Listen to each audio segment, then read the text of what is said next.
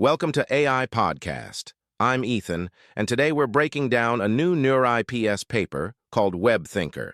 It's about giving large reasoning models a real deep research habit, the way a good analyst opens tabs, clicks through sources, and writes as they go. Sounds like the model is basically doing what we do on a deadline. Quick headline first. What's the takeaway? Bottom line, WebThinker turns a reasoning model into an agent that can search the web, click into pages, gather evidence, and draft sections of a report while it thinks. The authors report consistent gains on tough reasoning benchmarks and better report quality on a research writing set. So it isn't just dumping a pile of links into the prompt, it's actually navigating, checking, and writing. Who's behind it? The work is led by Xiaoxi Li and colleagues, with Jicheng Du as a corresponding author. Most of the team is at Renmin University of China, with collaborators from BII and Huawei. Got it. Before we dive into the how, let's set the scene. What problem are they addressing? Right. Big reasoning models can think for a long time, but they're still stuck with what's in their parameters. If a question needs fresh or obscure knowledge, they either hallucinate or miss key details. And classic retrieval pipelines, the usual RAG setups, tend to follow a fixed recipe. They search once or in a simple loop, then try to answer. That's shallow for real research, where you have to click deeper, compare sources, and write iteratively. Like when I'm researching a market trend, I'm not just reading a single summary. I'm opening company filings, analyst notes, press releases, and I'm rewriting my draft as I discover new data. Are they trying to make the model do that? Exactly. Their pitch is to weave searching and drafting directly into the reasoning loop. Think of it as turning the model from a passive reader into an active researcher. Okay, so what's the main idea in this paper? Walk me through the pieces without too much jargon. There are three pillars. First, a deep web explorer. That lets the model not only search, but also click links and buttons, navigate a site, and extract what matters. Second, a think, search, and draft workflow. While the model is reasoning, it can draft a section, check the current report, and edit it, then go back to searching if needed. Third, an RL-flavored training step using online direct preference optimization.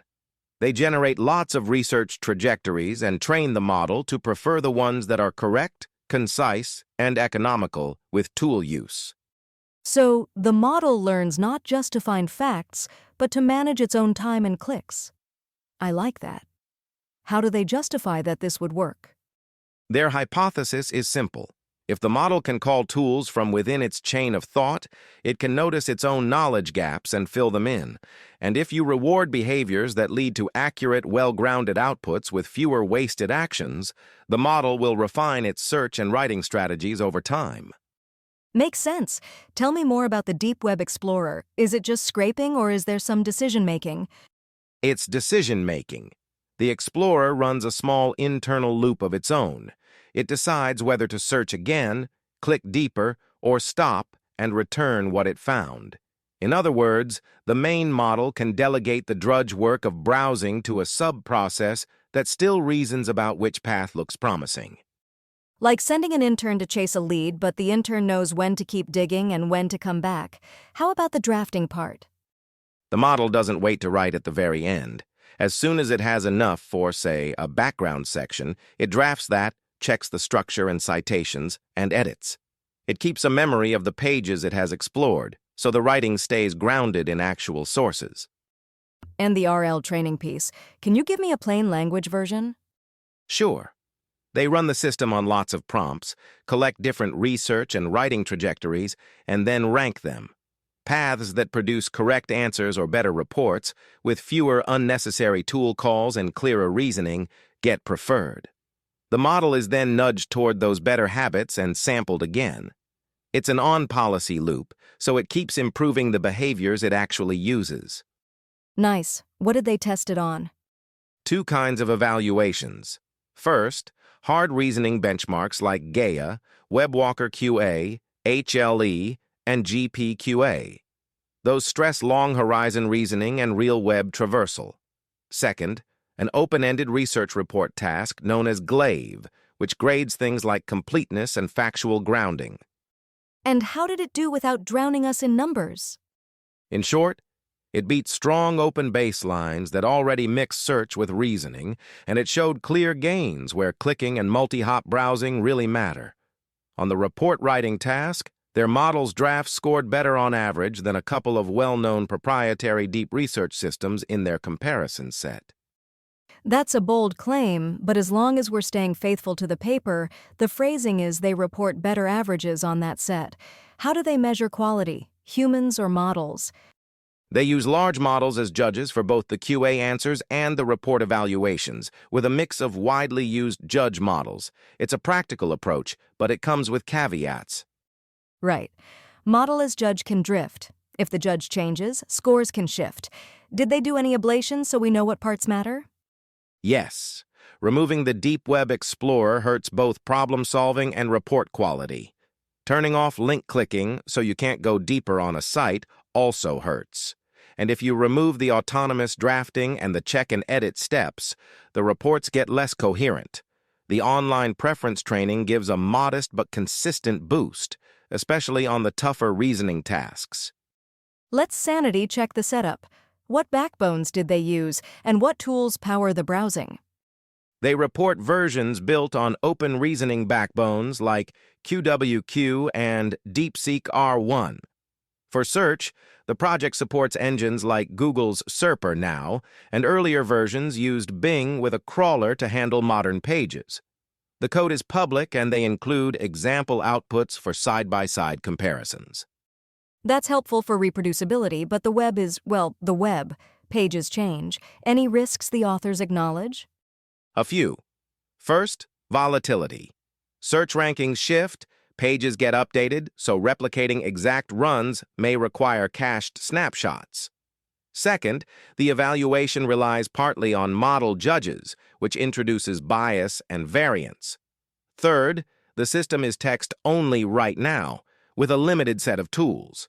It doesn't yet handle images or video, and it can't work through complex web app interfaces the way a human would. So if I give it a scientific figure or an interactive dashboard, today it won't get the full picture. Still, the direction is exciting. Can you ground this with an example? Picture a question like, what's the latest consensus on battery recycling rates in Europe? A classic pipeline might grab a few top snippets and guess. WebThinker would search, click into an EU report, follow a footnote into a national statistics page, skim a recent policy update, and then draft a short section summarizing the current numbers, noting any discrepancies, and editing the report if a new source changes the story. That's the key difference. It writes while it researches, and it keeps the draft flexible. Any rough edges you noticed beyond the ones they list? I'd like to see more judge robustness. For example, reporting results under multiple independent judging setups, including a small human sample, helps triangulate quality. I'd also love stronger citation discipline baked into the reward, so the model is nudged toward diverse and verifiable sources, not just the first few links. And maybe a cost or latency penalty in that preference training, so it doesn't click itself into a rabbit hole. What about smaller models? Is this only practical with big backbones? The framework transfers across sizes, but of course bigger models help. A useful next step is pushing the same behaviors into smaller models that can run locally or cheaply while keeping the gains. Let's circle back to the big picture. What did this paper add to the field that wasn't already there? It stitches together three things into a clean, open framework: deep web exploration with real navigation, an interleaved think-search draft loop so writing and research evolve together, and an online preference training method that teaches good research habits. The combination matters. It moves beyond one-shot retrieval toward something closer to how a human researcher works. And it gives the community code and models to tinker with, which is great. If you had to give a 1-minute takeaway for listeners, what would you say? WebThinker shows that reasoning models get much better at real research when they can browse purposefully and write as they go, and when they're trained to value accuracy, restraint, and clarity in that process. The early results are encouraging, but reliable evaluation, Source diversity and richer tool use remain open challenges. My version is this. If classic RAG is a fast food drive-through, WebThinker is more like a kitchen that shops, tastes, and adjusts the recipe while cooking. It's still learning to use all the appliances, but the meal is getting closer to restaurant quality. That's a tasty analogy. Final word for folks who want to try it? If you're building agentic systems, this is worth a look. Start with the open code, try the Think Search draft loop on your own domain, and pay attention to how you evaluate. The judge you choose can be as important as the model you train. Exactly. All right, that's WebThinker from NeurIPS. Thanks for listening to AI Podcast. I'm Ethan. And I'm Maya. See you next time.